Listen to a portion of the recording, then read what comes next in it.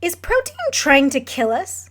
Or is it the secret to losing weight and living healthy as we age? Let's take a look.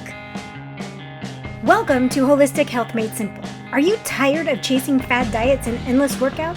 Frustrated and confused by the conflicting advice on health and weight loss? Well, you're not alone. I'm Jolene, a nutritional therapy practitioner, and I'm here to guide you on a different path through holistic wellness. Together, we'll blend ancestral wisdom with scientific principles, making health and weight loss a reality. Say goodbye to yo-yo dieting and hello to simple, individualized steps that will help you reach your goals. Let's explore the power of healing your gut, optimizing your metabolism, and embracing whole foods. Ready to make that personalized wellness a reality? Let's get started on your journey to real health. Hey there! In the last episode, I said I would talk about protein again, specifically about the recent study that has come out. So here goes.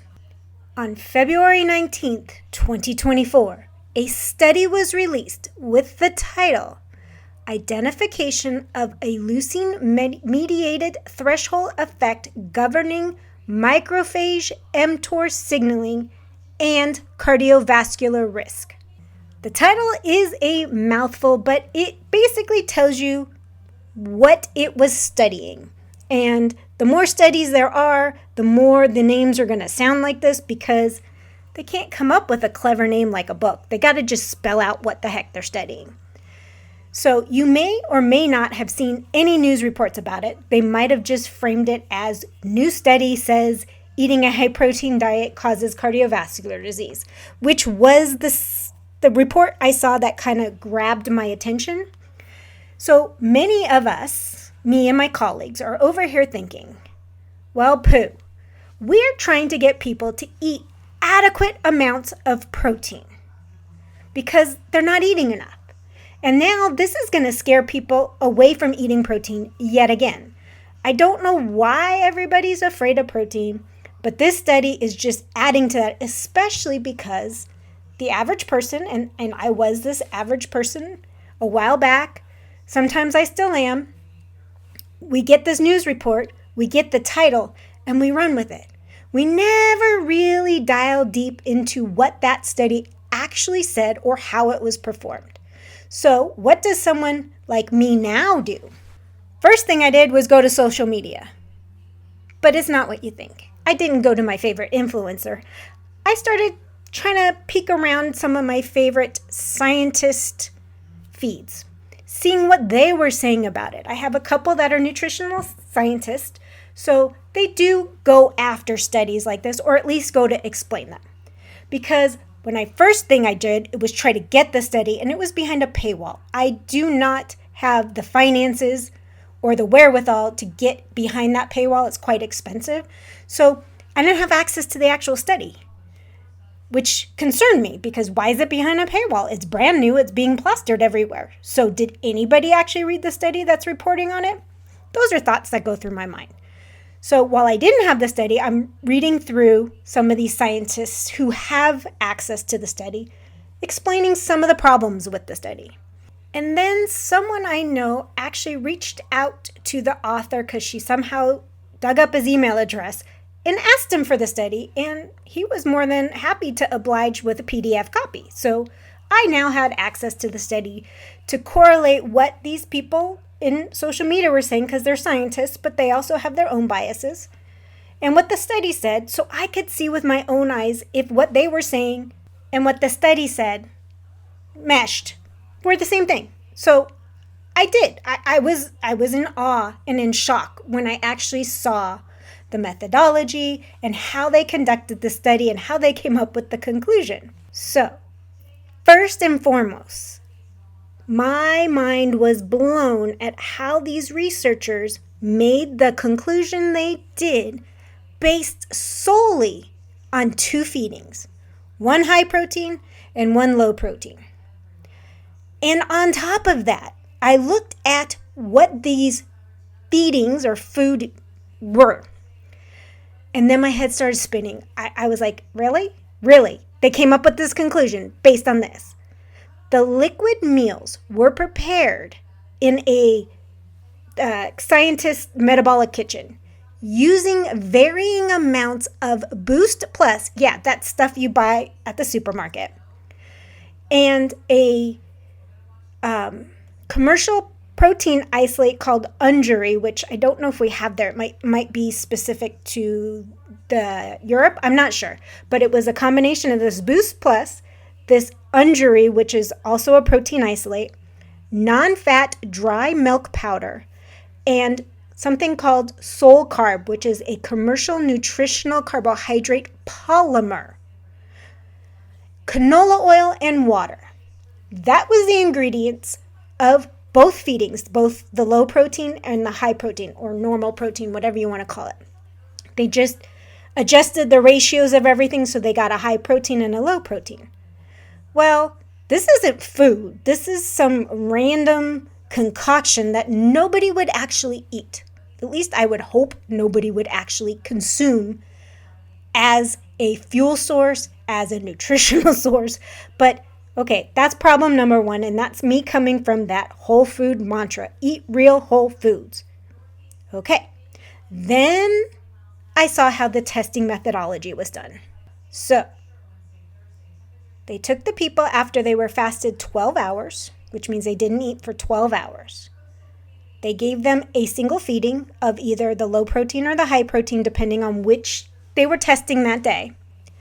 And then they pulled the test markers acutely, what they call acutely, which means it was pulled within the first few hours of consumption. That's it. It was 2 feedings, and so probably a couple weeks apart, fasted for 12 hours, and then for a few hours after they consumed this drink, they pulled their test markers. That was it. Not a few weeks, not a few months. They didn't feed them a few weeks of the same foods, a few months, 1 feeding, and test markers were pulled within a few hours. That's it. That's the methodology. They then took the results of these test markers and used long-term data from a mice model study and extrapolated their conclusion. You see the problem with this? I mean, common sense. I know I'm not a research scientist, but common sense says what happened short-term in a human may or may not be the same exact thing that happens long-term in a mouse. Get me? Are you on the same wavelength as me? You know, 1, it's not even real food. 2, it's not even long-term. So we can't really say that having high protein because you have high amounts of leucine in you right after you eat it or drink it in this matter, that it's going to cause cardiovascular disease. And that's exactly what these scientists said and did. Taking acute post-meal responses, then tying it to results in mice, and then extrapolating long-term will very, very rarely produce the same expected results if you were to do it long-term. Based on this methodology that was used for this particular study, we can say exercise is bad for your heart because acutely it increases inflammation, which can lead to cardiovascular disease. Though we all know the long-term effects of exercise is the exact opposite when it comes to cardiovascular disease. You cannot take acute readings and say that because acutely some A is happening, it's going to happen long-term and cause a problem down the road. But that's what they did with this study. So why? Why is it being run that high protein is bad for you when they didn't even really prove it? Why was this peer-reviewed allowed on such a bizarre type of study to begin with? Did the researchers have conflict of interest? Well, according to the self-disclosures in the actual study, they did not. But it actually seems they were searching for this conclusion. So they probably had a bias, and a strong bias at that. You see, they are human, just like you and I, and we all have biases. Yeah, I have a bias that whole food's better than chemicals made in a lab. I also think that having more protein will actually benefit you long term. But we'll get into that part in a minute. So we all have biases. That same day that the previous study came out, an additional study came out. It was titled Red and Processed Meat Intake and the Risk of Cardiovascular Disease, a 2-sample Mendelian randomized study. This study concluded that there was no significant causal relationship between red and processed meat intake and the risk of the 4 cardiovascular disease outcomes examined. Now, they did say further investigation is warranted to confirm the findings they found. And they defined red meat as pork, mutton, and beef, and the processed versions of them as well as not processed. So on the same day, you have 2 studies coming out that are saying very different things. One is saying proteins causing cardiovascular disease. The other one's saying that red meat doesn't cause cardiovascular disease. Now, one is studying the amounts and one is just studying the types. I get that. However, one was picked up by the news media and one wasn't. Is there biases in the news media regarding protein and meat? I don't know. But the bottom line is meat is the most bioavailable form of protein you can get. It also is full of vitamins and minerals. So it is an important part of our diet to stay and be healthy. It's things like this that make nutrition very confusing. There's so much conflicting information out there that who knows where to start? Who knows what's best? If you've listened to anything I've ever said about protein, you know I am for you to consume adequate amounts of protein. And adequate amounts is 1 gram per pound of ideal body weight. Not your current body weight, ideal body weight. Your current body weight for some people might be too much or actually might be too little if you're underweight. For many, they would classify that amount of protein as a high protein diet. For many, it's only moderate. For the average person, it's necessary to prevent disease and have a long, healthy, strong life. The Western world has an obesity epidemic that can be traced back to when fat was fully demonized, which led for us to consume it less and less and less or removed. And protein was really not discussed as a necessity for a healthy body. In place of that, carbohydrates, which were mostly processed, replaced them in the diet because you still need to eat a certain amount of food to not be hungry. So we went low fat or no fat, as close to no fat as we could. We followed the RDA for protein, which we know is the minimum requirement to prevent deficiencies. That's not thriving, that's deficiencies. And the RDA for carbohydrates seemingly vanished because there was one a long time ago. Now it doesn't seem to exist. Adequate protein intake is necessary to maintain healthy muscle.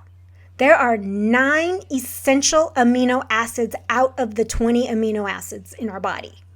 The 9 are ones we must get from food because our bodies can't make them. It will make the rest. Think of these 9 essential amino acids as like the VIP of the amino acid rolls. It's essential for building and repairing tissues, making enzymes, making hormones, and supporting your overall health. And again, I can't stress this enough. We need new amino acids to make new muscle tissue. Muscle is one of those organs that is multi-purpose. Building and maintaining muscle mass is associated with improved insulin sensitivity. Insulin sensitivity refers to how effectively your body responds to insulin. You know, the hormones that's responsible for regulating blood sugar levels. When your muscles are sensitive to insulin, they can efficiently take up the glucose from the bloodstream, even when you're not exercising.